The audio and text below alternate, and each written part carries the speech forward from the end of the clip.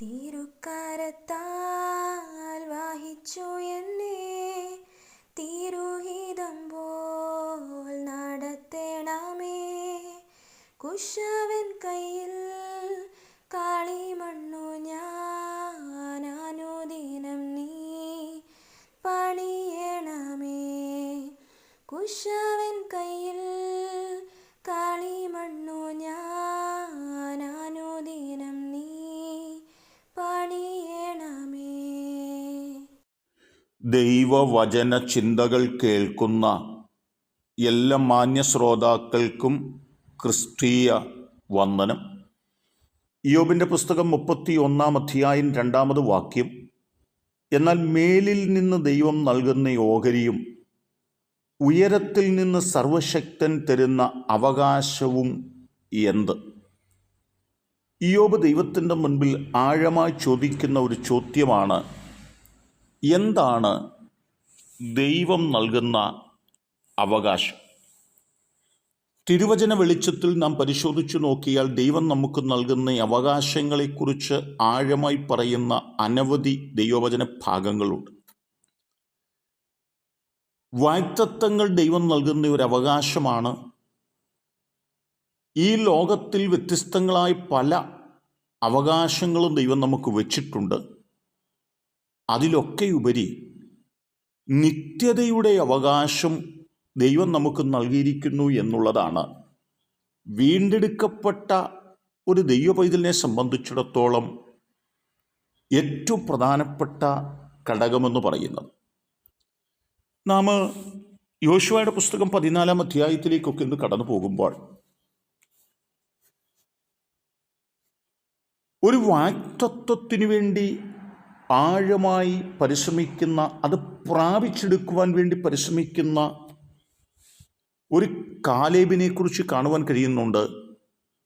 40-ാമത്തെ വയസ്സിൽ തൻ്റെ ജീവിതത്തിൽ ലഭ്യമായിരിക്കുന്ന ഒരു വാഗ്ദത്തമാണ് 45 വർഷങ്ങൾ പിന്നിടുമ്പോൾ 85-ാമത്തെ വയസ്സിൽ യോശുവയുമായുള്ള തൻ്റെ സംഭാഷണത്തിൽ കിരിയത്ത് അർബ എന്ന് അറിയപ്പെടുന്ന ഹെബ്രോൻ മല അവകാശമായി പ്രാപിച്ചെടുക്കുവാൻ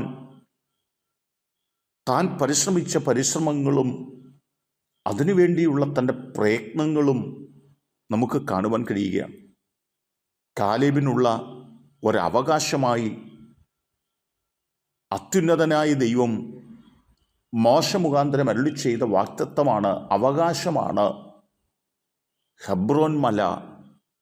അത് പ്രാപിപ്പാനായിട്ട് കഴിഞ്ഞത് തൻ്റെ പ്രയത്നത്തിൻ്റെ ഫലമാണ് എന്ന് നാം മറന്നുപോകരുത്.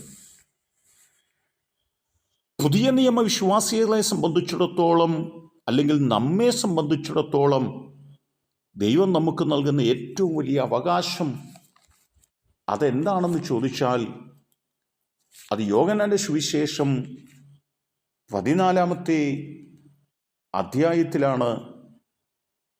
എൻ്റെ പിതാവിൻ്റെ ഭവനത്തിൽ അനേകം വാസസ്ഥലങ്ങളുണ്ട്, ഇല്ലെങ്കിൽ ഞാൻ നിങ്ങളോട് പറയുമായിരുന്നു. ഞാൻ നിങ്ങൾക്ക് സ്ഥലമൊരുക്കുവാൻ പോകുന്നു. ഞാൻ പോയി നിങ്ങൾക്ക് സ്ഥലമൊരുക്കിയാൽ ഞാൻ ഇരിക്കുന്ന ഇടത്തു നിങ്ങളും ഇരിക്കേണ്ടതിന് പിന്നെയും വന്ന് നിങ്ങളെ എൻ്റെ അടുക്കൽ ചേർത്തുകൊള്ളും. അത്യുന്നതനായ ദൈവത്തോടു കൂടെ, തൻ്റെ പുത്രനായ യേശുക്രിസ്തുവിനോട് കൂടെ നിത്യയുഗം ജീവിപ്പാനായിട്ട് കഴിയുന്ന ഒരു നിത്യതയുടെ അവകാശമാണ് നമ്മെ സംബന്ധിച്ചിടത്തോളം നമുക്ക് ദൈവം നൽകുന്ന ഏറ്റവും വലിയ അവകാശം എന്ന് പറയുന്നത്.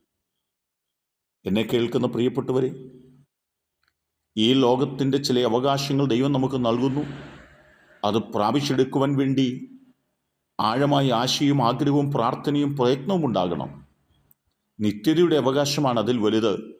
നിത്യതയുടെ അവകാശം നമുക്ക് പ്രാപിക്കേണ്ടതിന് ചുളുക്കമൊന്നുമില്ലാതെ വിശുദ്ധ ജീവനം നയിപ്പാൻ നാം നമ്മെ സമർപ്പിക്കേണ്ടതുണ്ട്. അതിനുവേണ്ടി നമ്മെ സമർപ്പിക്കാം, ആ തലത്തിൽ പ്രയത്നിക്കാം. ദൈവം നമ്മെ സഹായിക്കട്ടെ. കരുണയുള്ള ദൈവമേ, നല്ല കർത്താവേ, അങ്ങ് ഞങ്ങൾക്ക് നൽകുന്ന അവകാശം ഞങ്ങൾക്ക് പ്രാപിച്ചെടുക്കുവാൻ ആ നിത്യതയുടെ അവകാശം നഷ്ടപ്പെട്ടു പോകാതെ നിർമ്മലതയോടെ, വിശുദ്ധിയോടെ, നീതിയോടെ നിലനിൽപ്പാൻ ഞങ്ങളെ പ്രാപ്തരാക്കണമേ. ദൈവം നന്മ ചെയ്യുന്നത് കൊണ്ട് സ്തോത്രം. യേശു കർത്താവിൻ നാമത്തിൽ തന്നെ ആമേൻ.